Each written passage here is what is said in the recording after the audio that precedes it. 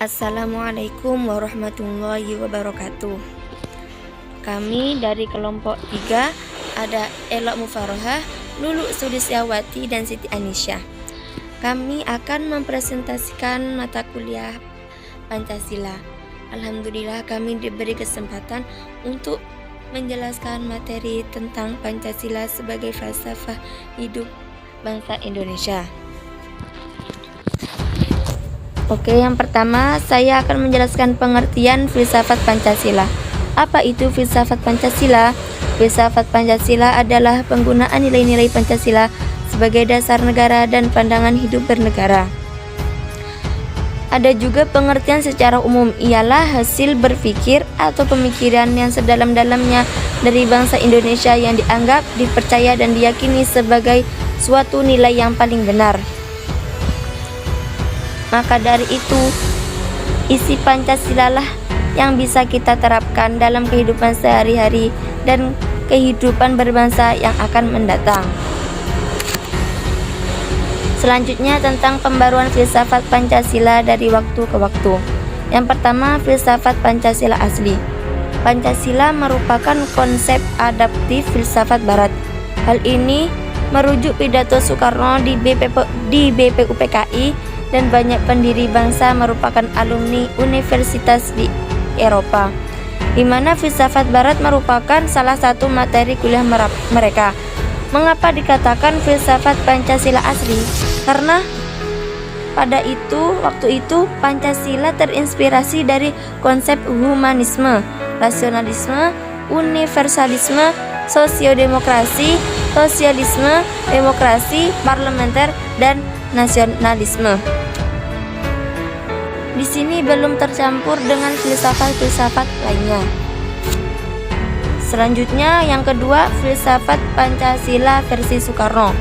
Filsafat Pancasila kemudian dikembangkan oleh Soekarno sejak 1955 sampai berakhirnya kekuasaannya 1965. Pada tahun inilah Soekarno menjabat sebagai presiden.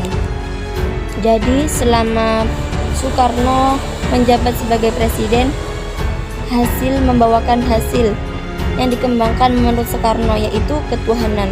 Ketuhanan ini asli dari Indonesia. Kemudian keadilan sosial. Keadilan sosial terinspirasi dari konsep Ratu Adil.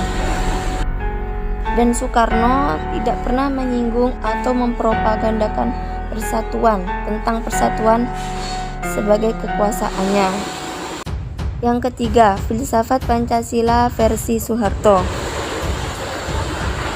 Oleh Soeharto, filsafat Pancasila mengalami Indonesiasi melalui filsuf-filsuf yang disponsori Dikut semua elemen Barat disingkirkan dan diganti interpretasinya dalam budaya Indonesia, sehingga menghasilkan Pancasila truly Indonesia. Maksudnya, semua elemen-elemen Barat oleh Soeharto dihapus dan diganti dengan budaya Indonesia. Kemudian kan menghasilkan Pancasila truly Indonesia.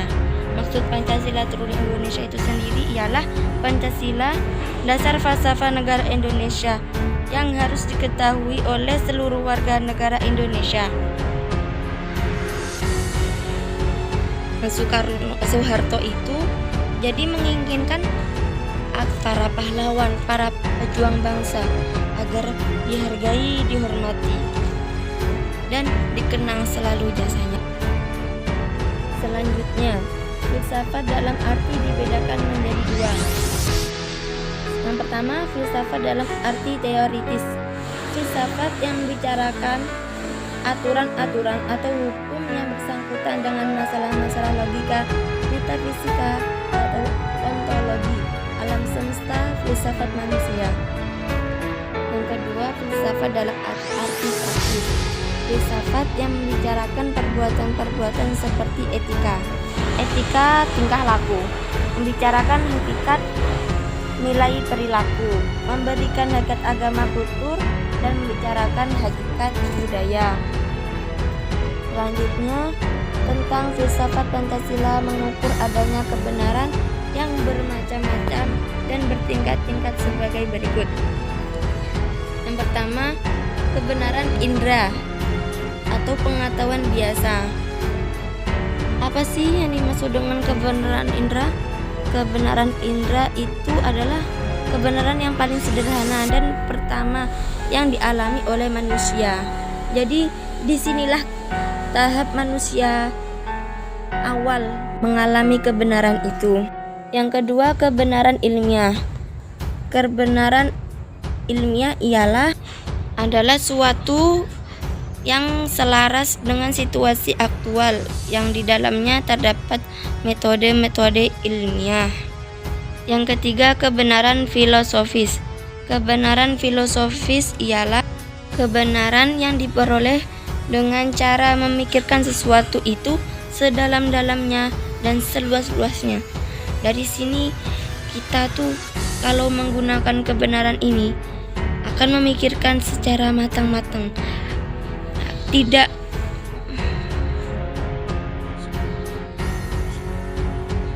bisa langsung menentukan mana yang benar dan mana yang salah. Yang keempat, kebenaran religius.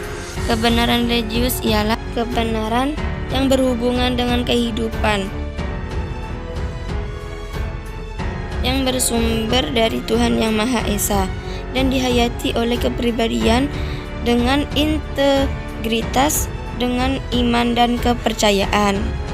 Dari kebenaran-kebenaran inilah Pancasila dapat mengukur kebenarannya. Selanjutnya akan dijelaskan oleh teman saya.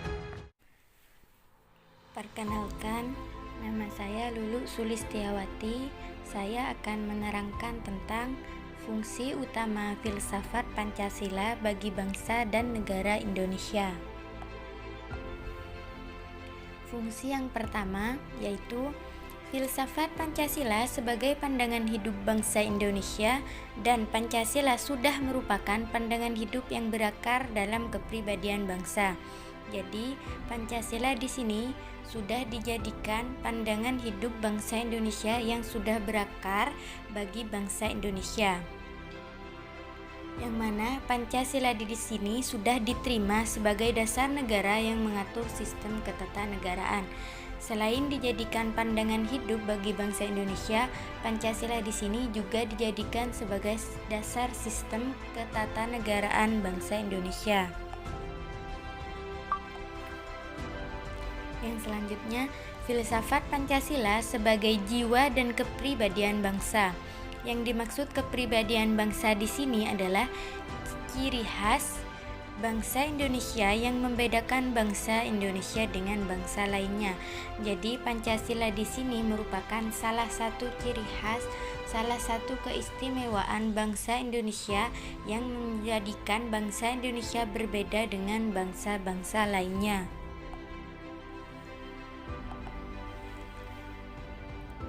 Pancasila sebagai dasar negara Republik Indonesia yang dilekukuhkan dalam Sidang 1 BPPK pada tanggal 1 Juni 1945. Jadi Pancasila di sini sudah dikukuhkan, sudah diresmikan pada sidang pertama BPPK yang dilaksanakan pada tanggal 1 Juni 1945, di mana di dalam sidang tersebut bermaksud untuk menjadikan Pancasila sebagai salah satu alasan bangsa Indonesia untuk merdeka. Fungsi yang terakhir adalah filsafat Pancasila sebagai dasar filsafah negara Indonesia. Jadi Pancasila di sini sudah dijadikan dasar bagi bangsa Indonesia, yaitu sebagai dasar filsafat negara Indonesia. Perkenalkan, nama saya Siti Anisya. Di sini saya akan menyampaikan materi yaitu bukti bahwa falsafah Pancasila dijadikan sebagai dasar falsafah negara Indonesia. Perlu kita ketahui bahwa peran Pancasila khususnya dalam konteks filsafat yang terkandung di dalamnya merupakan tuntunan hakiki agar setiap warga negara Indonesia memiliki pemahaman yang sama. Karena Pancasila merupakan suatu pola yang dapat mewadahi semua kehidupan dan dinamika masyarakat Indonesia. Nah, apa sih buktinya bahwa falsafah Pancasila ini dijadikan sebagai dasar falsafah negara Indonesia? Bisa kita buktikan yaitu dengan ditemukannya beberapa dokumen historis dan di dalam perundang-undangan. Contohnya, di era reformasi ini, Pancasila seakan tidak memiliki kekuatan mempengaruhi dan menuntun masyarakat. Penyebab utamanya karena rezim Orde Lama dan Orde Baru menempatkan Pancasila sebagai alat kekuasaan yang otoriter. Kekuasaan otoriter ini adalah satu di mana kekuasaan politik yang hanya terkonsentrasi pada satu pemimpin saja. Contohnya dikatakan lagi bahwa rezim sekarang alergi terhadap Pancasila. Waduh. Permasalahan-permasalahan tadi sudah ditegaskan dengan dikeluarkannya Ketetapan MPR nomor 18 MPR 1998 tentang pencabutan Ketetapan MPR RI nomor 2 MPR 1978 tentang pedoman penghayatan dan pengamalan Pancasila atau Eka Prasetya Pancakarsa dan penetapan tentang penegasan Pancasila sebagai dasar negara. Pada pasal 1 ketetapan tersebut dinyatakan bahwa Pancasila sebagaimana dimaksud dalam pembukaan Undang-Undang Dasar 1945 adalah dasar negara dari NKRI yang harus dilakukan secara konsisten dalam kehidupan bernegara. Berdasarkan uraian tadi menunjukkan bahwa di era reformasi ini elemen masyarakat bangsa tetap menginginkan Pancasila meskipun dalam pemaknaan yang berbeda dari orde sebelumnya. Demikian juga negara atau rezim yang berkuasa tetap menempatkan Pancasila dalam bangunan negara Indonesia.